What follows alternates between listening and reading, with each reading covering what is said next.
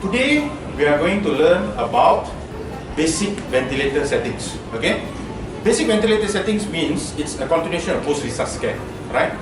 When you intubate a patient due to cardiac arrest, for any reason, post-trauma, for airway protection, you will need to ventilate the patient. Okay, you can't be ambu bagging forever. You will need to ventilate. So whenever you need to ventilate a patient, you must always have a good strategy, good clear goal on how to ventilate. But the problem is, a lot of us do not have a proper strategy on how to ventilate a patient. So today I'm going to teach you a very simple way on how to ventilate a patient, and hopefully you can use this knowledge to at least give you a basic on how to ventilate patient. We're talking about invasive ventilation here. Alright? Whenever you talk about ventilation, you have invasive ventilation and non-invasive ventilation. Today we're going to talk about invasive ventilation. We will have a session on non-invasive ventilation some other time. Alright? So now whenever you talk about invasive ventilation, what is the strategy for invasive ventilation? I always have this mnemonic which I always keep, which I always hang to dearly. Alright? So the mnemonic is, okay,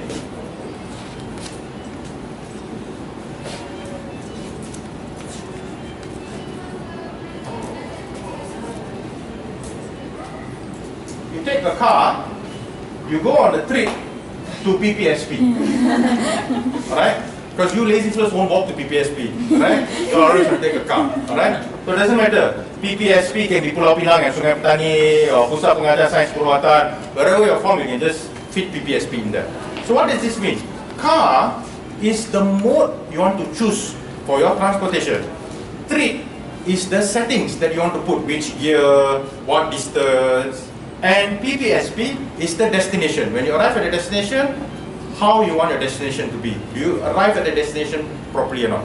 Okay? So, it always boils down to the mode, alright, the settings, what settings you want to choose, and what is the destination, right? Okay. So now, what is the mode are we talking about? All of us have tidal volume, correct?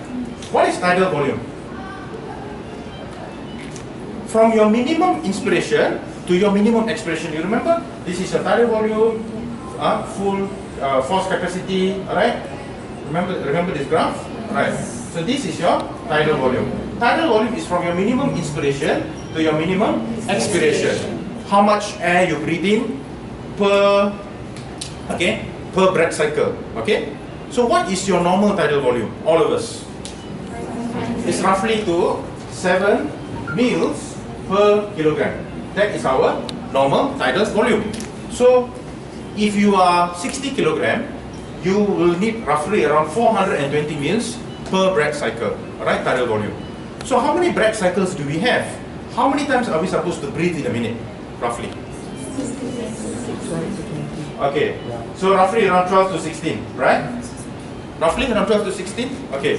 So in around roughly 12 to 16 times. So in a minute, you breathe roughly around 12 times. Within the breath cycle, every breath cycles, you have 420 cc air going in.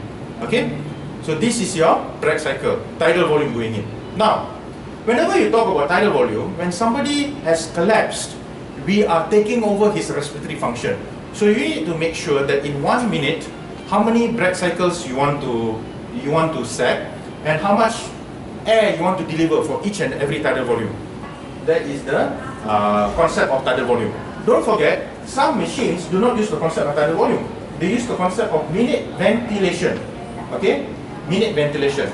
So minute ventilation is tidal volume times respiratory rate. Okay?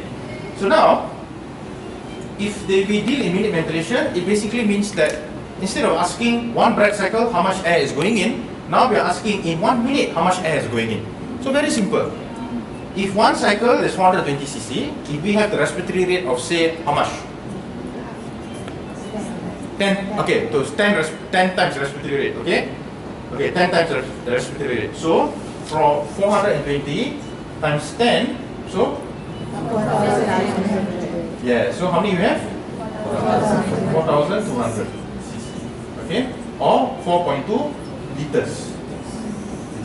Sorry lah, breath cycle tadi tu I silap. If your respiratory rate is 12, then you have 12 breath cycles. Alright? So each of the breath cycle will have 420 cc. You must get this concept very clear even before you start about ventilation. Okay, let me repeat. So tidal volume is your minimum inspiration to minimum expiration, 7 mils per kilo. All right, 7 mils per kilo, and then each minute you breathe roughly around 12 times. Your respiratory rate is around 12 times. So each time you breathe, your respiratory rate, each time you breathe, each breath cycle, if you have 12 breath cycles, each breath cycle, 420 mils of air is going in. So that is your tidal volume. And remember, minute ventilation is the summation of your air which enters in your lungs per minute. Alright? So you take a tidal volume of 420 times respiratory rate, say 10 or 12. You times it, like in here 10, you get 4,000 and 200 cc, which is 4.2 liters. Okay? So once you get this concept clear, next will be how are you going to set a tidal volume for a patient that has collapsed. So now patient has collapsed. We are taking over his ventilatory function. Alright? So now you need to make sure that, okay, I want to set his breath cycle and I want to set a tidal volume for each of his breath cycle and monitor his breath cycle. Okay? So now, how much tidal volume you want to set for a patient? Okay, even before we go to tidal volume, we need to talk about the mode. So how are you going to deliver this air to this said patient? Alright? So you have this machine, everything, you're going to deliver air. So how are you going to deliver air to this patient? There's so many modes. Alright?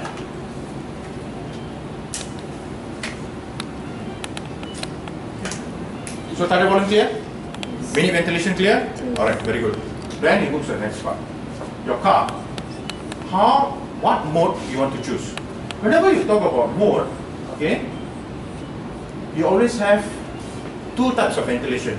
Mandatory ventilation and synchronized intermittent mandatory ventilation. As simple as that. Okay? There may be other modes as well, but this is the main modes that we talk about. Right? Mandatory ventilation and synchronized intermittent mandatory ventilation. So we're talking about the car here. The mode on how are we going to deliver this air, this tidal volume to this patient. That this patient needs this air, this oxygen so badly. So we need to, okay. What does mandatory ventilation means? Every breath cycle, if that patient, we calculated this now was 420 mils, right? For the 70 kilo guy. Alright. Sorry, 60, right? Thank you. Alright, so 60. You take the 60 and you times, okay, so for this 60 kilogram male patient that we need to ventilate, we give 430 mils. So every breath cycle, we are giving 420 cc of air, correct? Mandatory means every breath cycle, we will give 420 regardless of whether patient has breath effort or not. This is a communist kind of breath cycle, meaning that even if the patient no, every breath cycle, 420, 420, what? You're breathing? No, I can't hear you. 420, 420, what? You're breathing? No. 420, 420. So, the machine will always deliver 420 cc regardless of patient has breathing effort or not. Alright? So, this is dangerous because if they say 420 in your tidal volume, you're giving 420, but at the same time, patient managed to have 100 cc on his own. So, it's going to add up. And when it adds up, 420 in 100, now you're having 520. And what is the risk of this mandatory ventilation? Yes, you can have rupture of the alveolus, okay? Which can lead to either we call it volutrauma, barotrauma, okay? Because, in this case, volutrauma, because the volume is excessive volume. So because of that, in this case, patient may develop rupture of this alveoli. So it's dangerous. So nowadays, machines are smarter. We do not use mandatory ventilation so much anymore, but nowadays we use this beautiful mode known as synchronized intermittent mandatory ventilation. What does it mean? Every breath cycle, it will deliver 420. But if patient has his own effort, if patient say has 100, so rather than giving 420, it will just top up what the patient needs. So instead of 100, add another 320 and it supplies just what the patient needs. So this will synchronize, that's what it's called synchronize. It synchronizes with the patient. So which car are you going to choose? Are you going to choose mandatory ventilation or synchronized intermittent mandatory ventilation? You will prefer to use synchronized intermittent mandatory ventilation. But it does not stop there.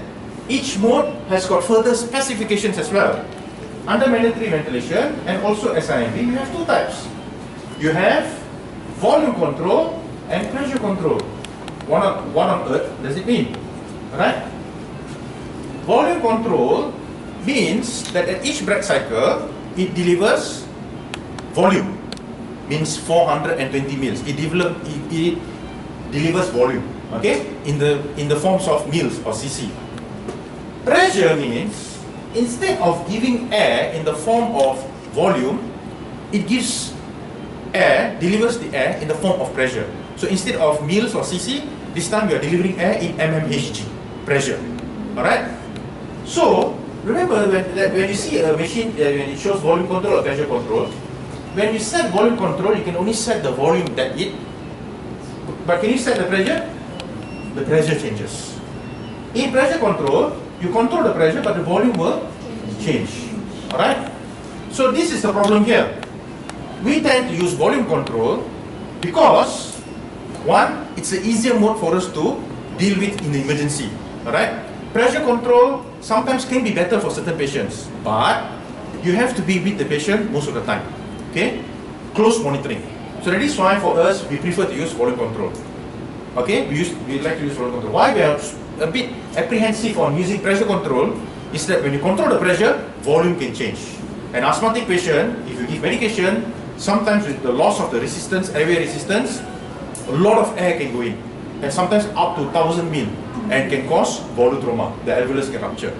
So that is why we prefer to use volume control. But nowadays, machines have come and evolved even better now. When you set volume control, pressure can change, correct or not? So nowadays, to address this problem, there is an even newer mode called pressure regulated volume control.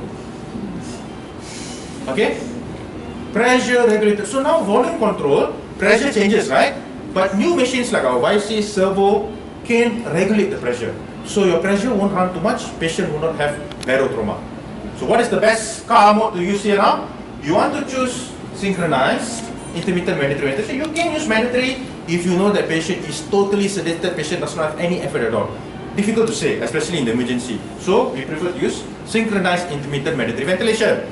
Then you have to choose volume or pressure. We prefer to use volume, but these days machines have pressure regulated volume control. So we want to choose pressure regulated volume control. So we control the volume, set, okay, every breath cycle 420 mils is going in. The pressure is also regulated. You regulate the pressure so the pressure doesn't change too much. Patient will not suffer from volutroma, or patient will not suffer from barotrauma. Volutroma means excessive volume causing the alveoli to rupture. Barotrauma means excessive pressure causing rupture of the alveoli. So what car have we decided to use? Are we using Proton? Are we using Mercedes-Benz? Okay, it's too sensitive, huh? Alright. So the car that we finally decided to choose for a patient that has come with cardiac arrest to the emergency collapse, we prefer to use SIMV plus PRBC. And in most cases, if you choose this setting, you will not go wrong.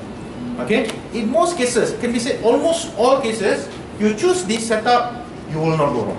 Okay? And you all know why? Synchronize. You synchronize with the patient, you regulate the pressure, you control the volume, and you can ensure that you are not harming the patient. That's the most important thing. Rule number one, do no harm. Okay. Now you set the car already. So now, are we ready for a trip? Yes. So you are ready for a trip now. Okay. So now, what is T? Tidal volume. How much tidal volume you want to set for this patient? So you've already set, okay, later we will go to the ventilator machine, show exactly how to set.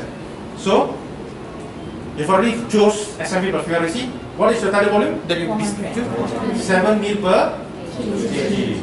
It differs from patient to patient, alright? Certain patients with ARDS may require a lower tidal volume, alright? So, and this is per kilo of the patient's ideal body weight, okay? So in this case, 60 kilo, you want to set your tidal volume to 420 mils. Okay? R is your respiratory rate. How much respiratory rate you want to set? Do you want to set 12 to 16? That is for patient who is awake. This patient is sedated, sleeping. Is your breath rate 12 to 16 when you're sleeping? It's much lower. It's usually 8 to 12. So we set usually respiratory rate 8 to 12. Alright? In most cases, even if you set 10, is more than enough. Alright? You do not want to set your respiratory rate too high because you want the patient to have adequate inspiration, adequate expiration. Alright? So you want to set less breath cycles. You don't want to set your breath cycles to be so rapid until the patient doesn't have enough time to inspire. Less time to inspire and enough time to expire. Alright? So this is your respiratory rate. I stands for 2. FiO2 and IE ratio. What is FiO2? Fraction of inspired oxygen. What is your fraction of inspired oxygen currently? In our atmosphere, from 100%, how many percent is oxygen? 21%. Okay? From a total number of 1, your fraction of inspired oxygen is 0.21. Correct? So all of us are breathing 21%. So what is your FiO2? My FiO2 currently is 0.21 or 21%. Now, each time when you give a patient 1 liter of oxygen, how much does the FiO2 goes up? This is very important. You should know. Because we give oxygen every day to patients, correct? We must ensure that we know how much oxygen exactly we are giving our patients. So how much? Every time you give 1 liter, you are increasing the FiO2 or you are increasing the FiO2 by 4% or 0.04. Okay? 4%. Right, yeah. 4%. Betul. Sekejap 80%, 15, 4. Yeah, correct. 4%. Okay? So you are giving oxygen by 4%. So, if you give nasal prong 3 liters, what is the patient's FiO2?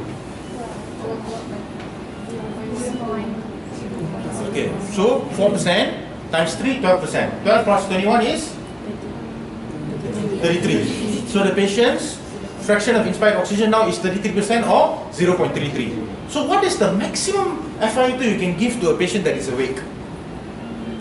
You can give up to 15 liters of high flow mask, 15 liters. So the maximum FiO2 you can give is 15 times 4, 60 plus 21, 81% or 0.81. That is the maximum FiO2 you can give to a patient. So if you say that you can give an FiO2 of 100% to a patient that is awake, alright, you are bullshitting, right? Alright, the maximum you can give is 81%. How you reach FiO2 1 or 100%? Patient has to be intubated. Only then you can reach FiO2 of 100%. Okay, now, when you intubate, how much you have to set your FiO2? You usually set it at 1 or 100%. Okay, but is it good to set 100% for a long time? Why? Oxygen toxicity is real. Correct? Okay? Oxygen is good, but too much oxygen will harm you. Same as love. Too much love good or not? Why too much love is bad? Stalker. Stalker son. Okay? Obsessive, compulsive, paranoia, schizo. Okay, whatever you name it. Alright? Okay, so even too much of love is bad. So same as oxygen. Okay? Too much of something is bad. Too much of oxygen is bad as well. Because if you have too much oxygen, then oxygen radicals will be formed. Oxygen radicals can cause ARDS in the patient's lung. Okay, and furthermore, if you allow these radicals to continue, they can cause end organ damage. So you want to make sure that every hour you want to bring the FiO2 down. So you start with 1, every hour you do the ABG, the arterial blood gas, you repeat the arterial blood gas, look at the FiO2, if the PO2 is acceptable, you bring the FiO2 down. You can even bring it down as low to 0.4 to 0.3, it's not an issue.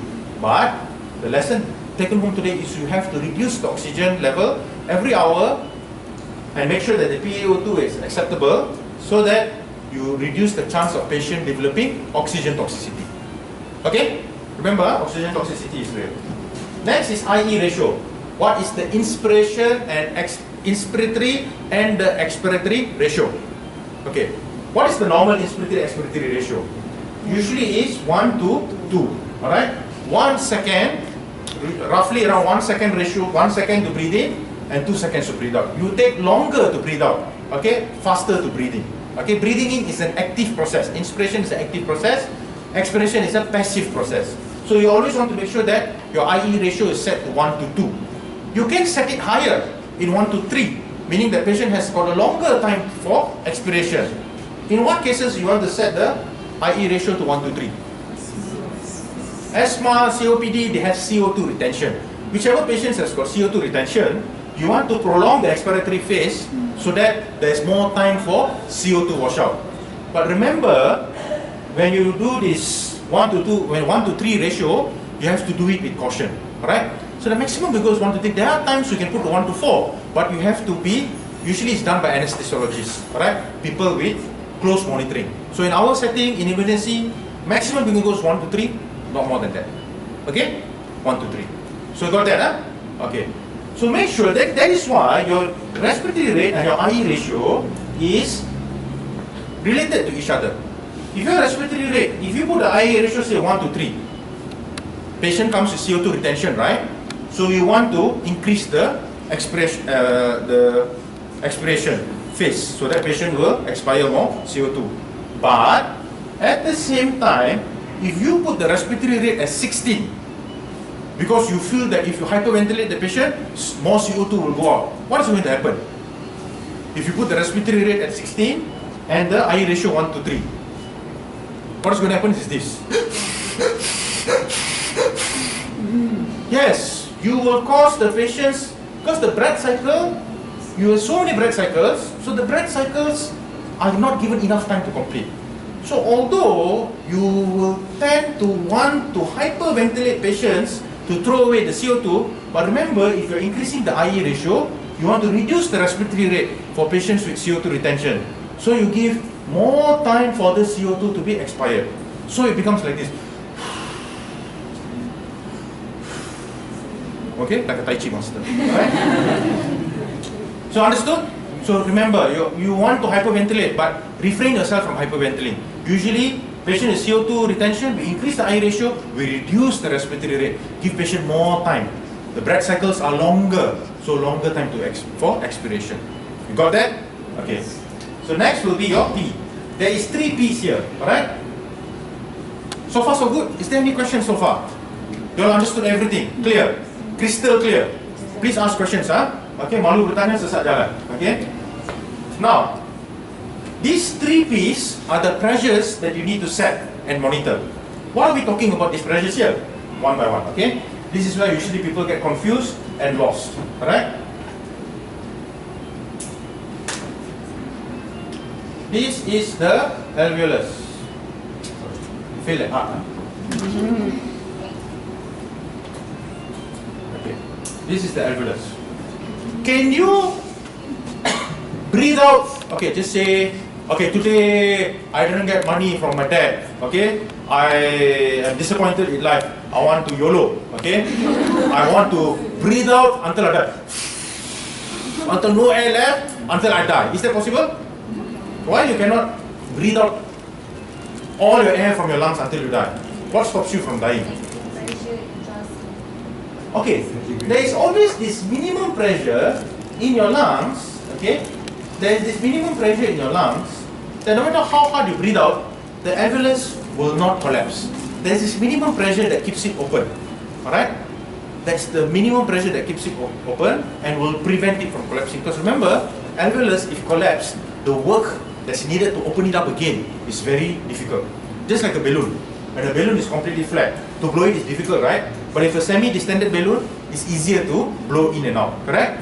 So it's the same thing with the alveolus. Our alveolus are designed such there is some residual volume there, okay, which contributes to a pressure which will prevent the alveolus from collapsing.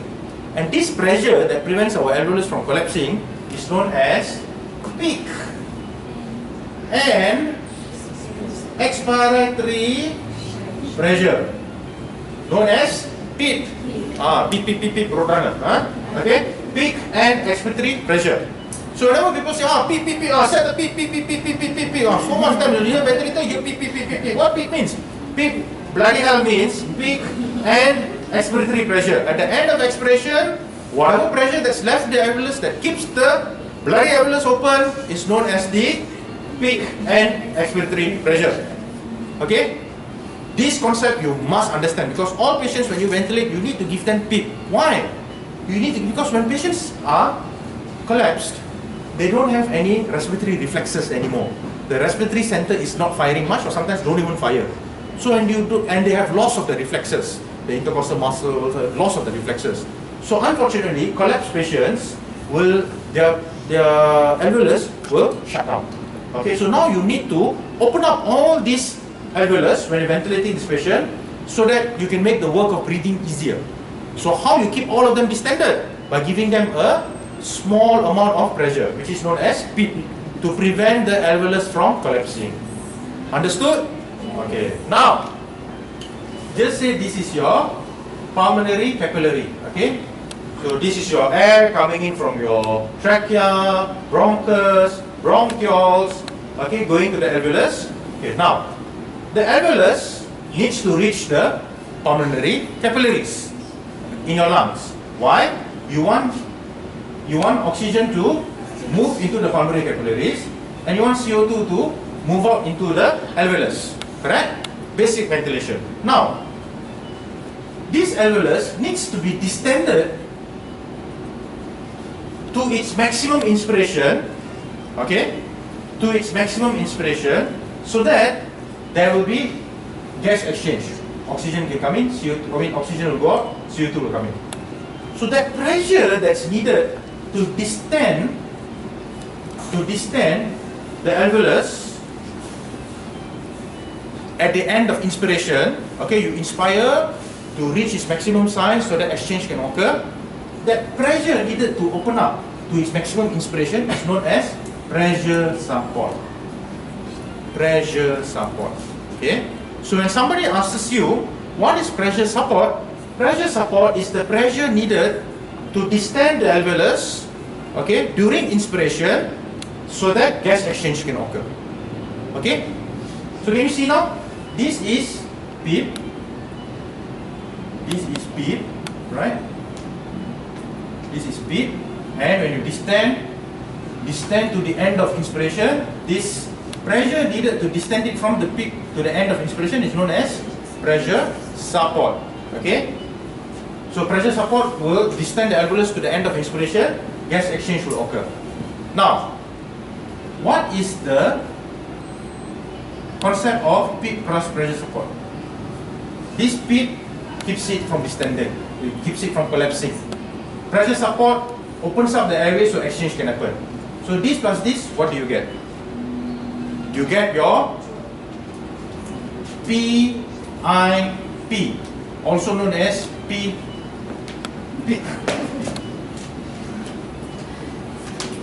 Okay, PIP, or also known as PEEP.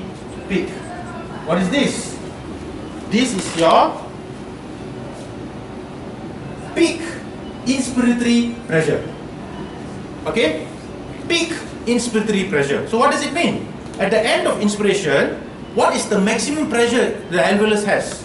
So the maximum pressure the alveolus has in the end of inspiration is a summation of two pressure. The pressure that's needed to keep it from collapsing, and the pressure that's needed to distend it to the end of inspiration. This is where people always get the concept wrong. Some of them think pressure support is PEEP, some of them think PEEP is pressure support. Okay, this is different PEEP, this is PIP, right? Some machines, they don't use the term PEEP. They use the term P-peak, alright? P-E-A-K, P-peak. So don't get confused. P-peak and PEEP, it basically means the same thing. And what is the maximum pressure? What is the maximum pressure at the end of inspiration? Alright?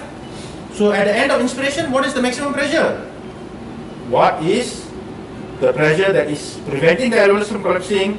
What is the pressure that is needed to distend the alveolus to the maximum size during inspiration for gas exchange? So these two combined will be peak inspiratory pressure. Clear? Very clear. Or seek it clear. very clear, or circuit clear. Alright? Okay, so I repeat, now this is very important because when you set your ventilator, you need to set peak and pressure support. Okay? And then later, you want to measure your peak inspiratory pressure and your P peak. But these two can't be used to measure the pressure in the alveolus. Because P peak and PIP will measure the maximum pressure in the whole respiratory system. Your alveolus, bronchus, bronchiole, everywhere. But you are more interested in the pressure in the alveolus. Because remember, the other parts of the bronchus and bronchioles will not rupture. Will not rupture. But the alveolus will rupture. Okay? So you're not concerned about that pressure. So that is why, you see, later we will see when we. Okay. So you set a peak of 5. Okay? So this is your peak. Okay? So this is pressure. Okay? Over time. Okay. So it goes up. So you set a peak, then pressure support is given to the patient. The pressure goes up. Correct? So this is pressure support. Okay? Pressure support, this is peak. Pressure goes up, then it comes down, stabilizes, then it goes back down. Then goes up, comes down, stabilizes, and goes back down. Alright? So this is how your breath cycle is, the pressure during the breath cycle. This peak here is known as P peak. Alright? Or your PIP. Because it's a summation of two pressure. One is this pressure and one is this pressure. What is this pressure? P. What is this pressure? PS. And the summation of two pressure is your PIP. Okay? Not PPAP, yeah? PIP. Alright? Alright. Peak inspiratory pressure. Okay? Or also known as P peak. But are you concerned with this pressure? This pressure can be very high, but it does not mean that this is the pressure in your alveolus. Because you know what's the pressure in your alveolus? It's this part. When the pressure stabilizes. Okay? And you know what this pressure called? P plateau. Can you see it's plateau? Correct. It's P plateau. Correct? So it goes up, comes. So when you see the machine, you will need to set a PIP, you will need to set the pressure support. Then you want to monitor the P plateau. You don't want to monitor the P peak or the PIP. Because the P peak and the PIP is a summation of all, it's only at the peak. Does not reflect the true pressure in the alveolus. The true pressure in the alveolus, you look at the P plateau. Understood? I hope you understand this. A lot of people get confused when it comes to this part. Alright? Please understand this part. Okay? PIP prevent alveolus from collapsing. Pressure support the pressure that's needed to distend the alveolus to its inspiration, maximum inspiration capacity, so that there will be gas exchange. The pressure that's needed to open up for inspiration plus the pressure that keeps it collapsing during end of inspiration, the summation of these two pressure is your PPAK, P peak or PIP, peak inspiratory pressure. But when you want to check the pressure, you do not check the pressure of the whole respiratory system. You are concerned with what is the pressure in the alveolus. The pressure in the alveolus is this pressure here, that once you give your pressure, it stabilizes. And this pressure is known as the P plateau. And the P plateau should not be more than 30 millimeters mercury. Okay? That is the point I wanted to come. These three P's here, right? Set your P, set your pressure support, and monitor your P plateau. Okay? Set your PIP. How much PIP you usually give? 5 to 10. How much pressure support you want to give? Equivalent or more, 2 times more than your PIP. If you are giving a PIP of 10, pressure support of 20, acceptable. You want to give a PIP of 5, pressure support of 10, acceptable. As long, what is your aim is that in the outcome, you get enough oxygenation or you get enough CO2 washout, whatever that it takes here to set that. So you can play with this setting here as much as you want.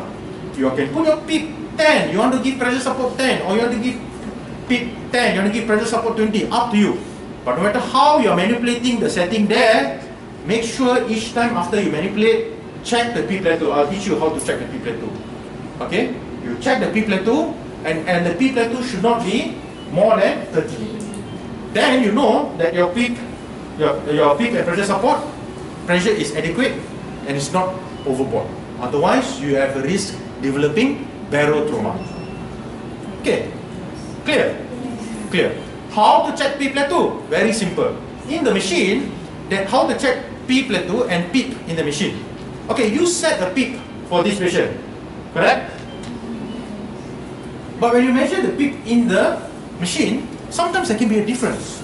I set the PEEP at 5, but when I measure the PEEP from the machine, it can become 10 or 6 or 7. It can be higher than the PEEP that you give. Why? Why sometimes this occurs? Why is there some additional pressure in the alveolus? Why the measured PEEP sometimes can be higher than the PEEP that you give to the patient? Because of air trapping. In asthma, COPD, they can have air trapping. So this air trapping will give some pressure to the alveolus. So when you give additional PEEP, it can cause the PEEP to be higher than what's supposed to be. That is why measured PEEP can be higher than your PEEP that you have set for the patient. So don't be surprised, it can. That is why we must always measure our PEEP. Because when you measure, it can be higher, and that may contribute to a higher PEEP plateau and could be dangerous, especially in air trapping. We do not want to cause the alveolus to rupture. Okay? Alright. Now, okay. How do you check PEEP and how do you check PEEP plateau from the machine? Very simple. When patient goes into expiration, you hold the expiration. That means you let the patient be on expiration, prolonged expiration. You put at the expiratory pause. Expiratory pause. That means the patient is already finished expired and you pause it for a while. When you pause, then you can see what is the PEEP in the patient's lung. Okay, because end of expiration, right? And you pause it for a while. So that will tell you what's the measured PEEP. Inspiration, patient goes into inspiration and then you pause. After this plateau, you pause. Means you don't allow the patient to go through expiration. What is the maximum pressure during this PEEP plateau? That means you hold, inspiratory hold. This now is expiratory hold. Now you hold the inspiration. Okay? Prolong. What are you looking at? You're actually looking at the PEEP plateau. Don't worry, all this will make sense when we look at the machine later. Alright? How you check the PEEP and how you check the PEEP plateau from the machine. And why is this important? Because you want to make sure that the PEEP is not too high. You want to make sure that the PEEP plateau is less than 30. Got it or not? Are you clear? Yes. Please, this concept is very, very, very important. You want to understand ventilator basic? You understand this? You can be considered a ventilator expert already. Okay? You just need to understand this. Why? At the end of the day, as doctors, we shouldn't do any harm. Do no harm. So when you play around with these settings, make sure that at the end of the day, even if you can't remember anything, so how much PEEP or pressure support you have to put, make sure you measure the PEEP plateau and make sure the PEEP plateau is not more than 30. After your setting, you go to your destination. Okay? Not final destination. Okay? So your outcome. So what is your outcome? Your outcome is your PPSP. Alright, very good. So what is the first P?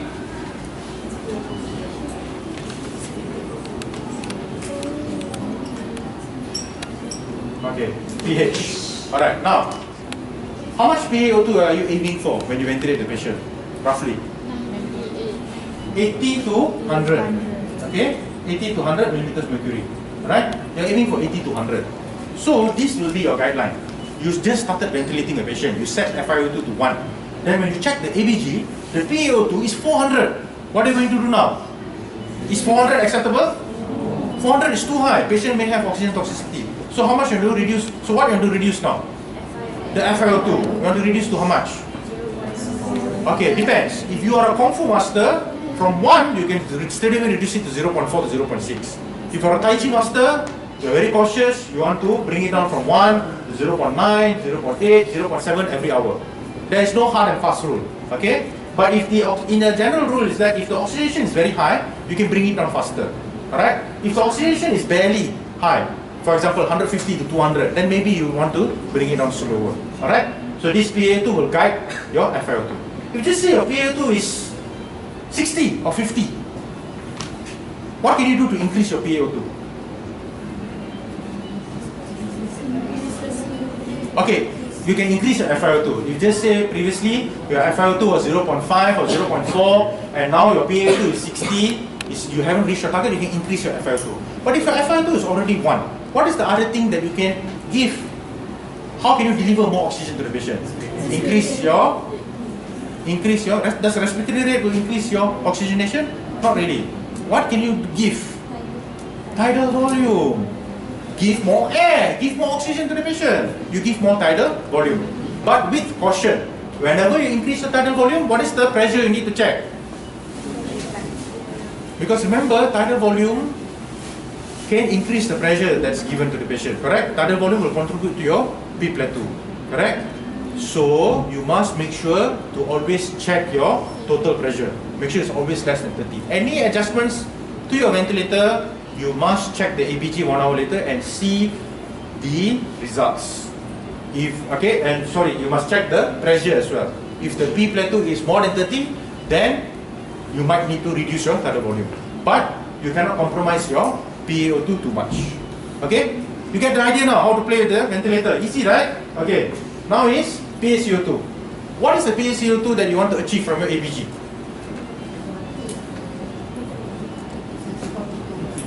(35 to 45). Alright? 35 to 45. Alright, now, if your PaCO2 is too high, the PaCO2 is 70, CO2 retention has happened. How are you going to bring the CO2 down? Remember, is it good to lift the PaCO2 very high? What happens if the PaCO2 is too high? Acidosis, respiratory acidosis. And what happens in respiratory acidosis? What happens to your pH? pH will become acidotic. Is acidotic pH good? What happens to you if your pH is acidotic? Enzymes get denaturated. Okay? And your metabolic function will reduce. And eventually you will die. Alright? Because enzymes need optimum temperature, optimum pH. pH drops, you can die. All your metabolic processes will start failing. Okay?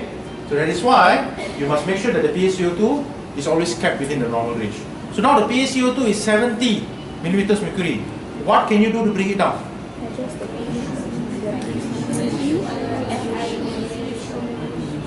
Okay, you want to increase the IE ratio to allow more CO2 to be washed out. Very good, excellent. At the same time, what do you do to the respiratory rate? Reduce the respiratory rate. And then check 1 hour later, see whether your method has worked out. If your method hasn't worked, you increase the IE ratio, yet you still haven't, you increase the IE ratio, you reduce your respiratory rate, but still the PaCO2 is high. What do you think could be going on?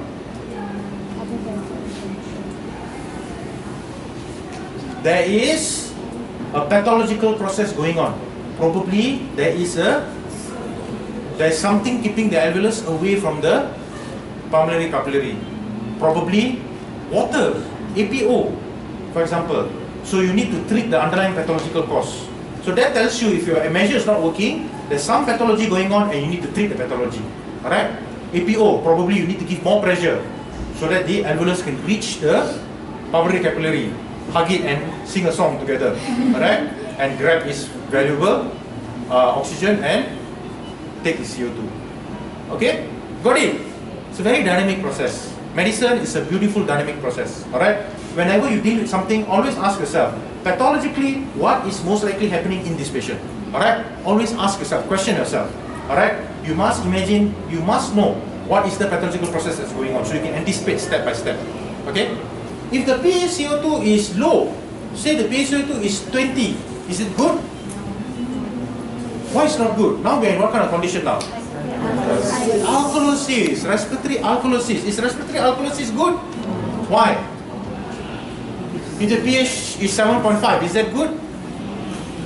No, because it will still affect your enzymes. Denaturation can occur even at alkalosis. So you need to bring the pH back up. So what are you going to do now? Say you set to 1 to 3, respiratory rate reduced to 8. Now patient is alkalotic. So what are you going to do now? You want to reduce the IE ratio from 1 to 3 to 1 to 2. And what about the respiratory rate? Probably from 8 you can increase back to 10 or 12, doesn't matter. Okay?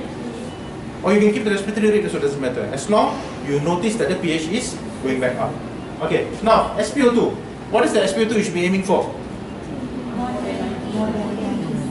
Okay, SpO2 is usually more than 95%, more than enough. if the patient has a disease slump, bronchiectasis, pulmonary fibrosis, COPD, alright, ARDS, then you can aim for 88 to 92%. Okay? A disease slump, you can always aim for 88 to 92%. Okay? And what pH should you aim for? 7.35 to 7.45. Alright? So based on the pH, then you can adjust your PaO2 and your PaCO2. But remember, sometimes it's not just a respiratory component. It may have some metabolic component. So if even doing all these measures does not change, patient is still having metabolic acidosis, you have to think, where is the cause and treat the cause. We have to choose a mode. Okay? So can someone come forward and tell me which mode they want to use? Okay. Can you see the modes here?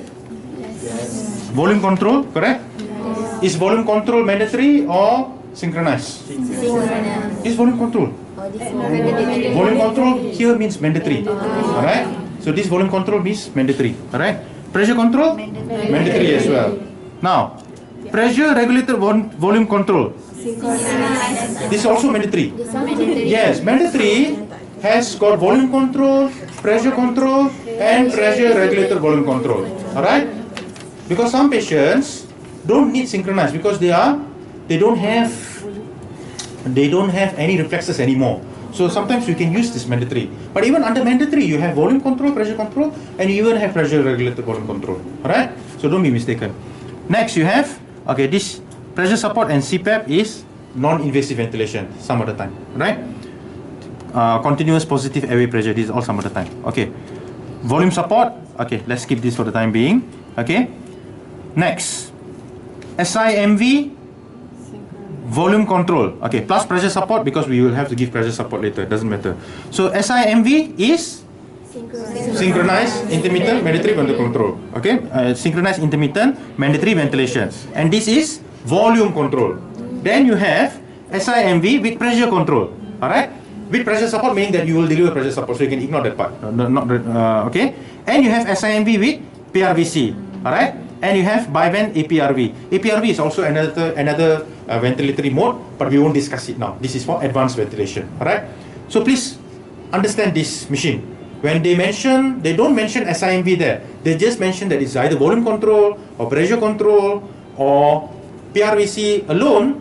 It means that it is mandatory ventilation. Alright, here we are giving tidal volume continuously, and we are not, the support from the patient does not matter. Alright, we will add on to it. So this is quite dangerous. So we must make sure patient does not have any airway, any ventilatory effort on his own. Okay. Then you have pressure control. Okay. So volume control, pressure control, PRVC, all this is mandatory. Then you have your SIMV with pressure control and SIMV with volume control. SIMV volume control, SIMV with pressure control. So these are the ones that you want to consider for a patient if the patient has got his own ventilatory effort. Alright? And of course, even better than that, if you want to give volume control and regulate the pressure, the more superior setting will be your SIMV PRVC plus pressure support. So from all this here, the winner is obviously going to be this guy, SIMV PRVC with pressure support. Okay, you all understand the differences now? Yes. Okay, very good. So any machine you go, always ask yourself, is this mandatory? Is this SIMV? Is it volume control? Is it pressure control? Does it have PRVC or not? If it doesn't have PRVC, between volume control and pressure control, which you prefer? Volume control. If you have SIMV and MV, which one you prefer? SIMV. If only got MV and then got volume control and pressure control, which one you prefer? Volume control. Yes, excellent. Alright, very good. So now we choose SIMV plus pressure control. Okay. Now, once you've entered this page, then comes your trip. Okay. So in your trip, you have tidal volume. Okay. First. So how much should you set your tidal volume to? This now goes 420, right? Okay. So you adjust your tidal volume to 420. Betul.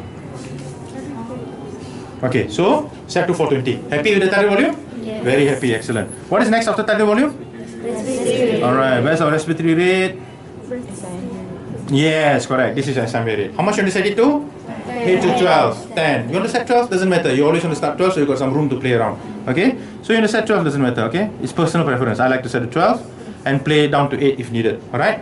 Okay. Then after the TR will be your FiO2. So how much FiO2 you want to set? 1. Okay. So this is your 40%. So you want to set it to 100%.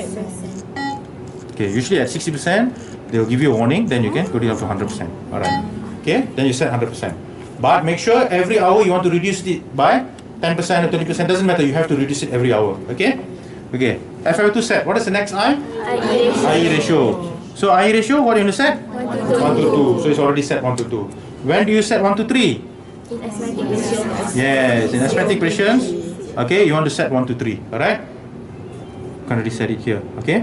But otherwise, in a patient with normal lung ventilation, patient with cardiac arrest, you can use 1 to 2. If you are afraid, if you are not sure whether you can increase it to 1 to 3 or not, my advice is just keep it 1 to 2. It is applicable to almost all patients. Alright? Okay. Next will be PEEP. Where's our PEEP? Yes. So how much PEEP you want to set? You can set 5 to 10. Doesn't matter. So I usually like to start lower. So start 5. Okay? If your oxygenation is not adequate, then probably you need to increase. Because patients with APO, acute pulmonary edema, the alveolus is distanced from the pulmonary capillary because of all the fluid. Sometimes you may need to increase the pressure so that the alveolus can meet the pulmonary capillary, so for the exchange to happen. So sometimes you may need higher pressure. But remember, no matter how high you increase the pressure, remember, okay, so now is PEEP. Then what do you need to up next? Pressure support above PEEP. Okay, pressure support above PEEP to open up the airway for at maximum inspiration. Okay, so at full inspiration, so that exchange can happen. So how much you want to set? Yeah, you want to set same or double, up to you lah. Like for me, my personal preference, I like to go double. Alright, so you want to set it to 10. Okay. Okay, done. What is the next P?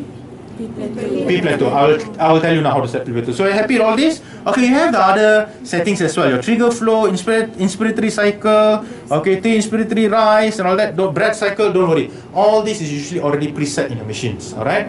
They're already preset in the machines. In advanced ventilation, you can go ahead and learn about all these other settings. But the main settings that we are concerned about was the ones I mentioned just now. Alright? The others are usually already automatically set.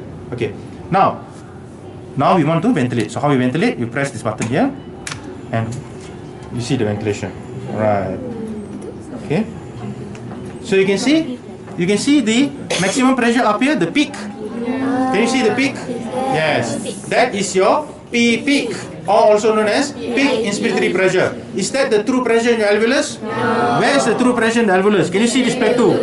Yes. That is the true pressure in your alveolus, which is your P plateau. So how are we going to check P plateau? Okay, now I press inspiratory hold. Short while only, don't worry.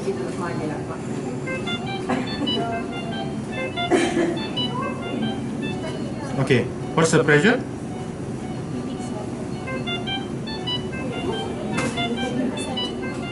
Can you see the P plat?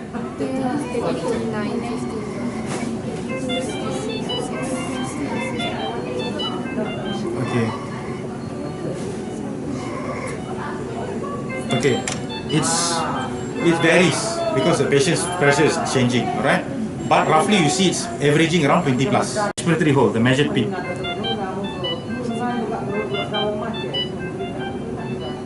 Do you see the peak changing? Yes. So it's roughly around 15 to 4, roughly around 10. Okay.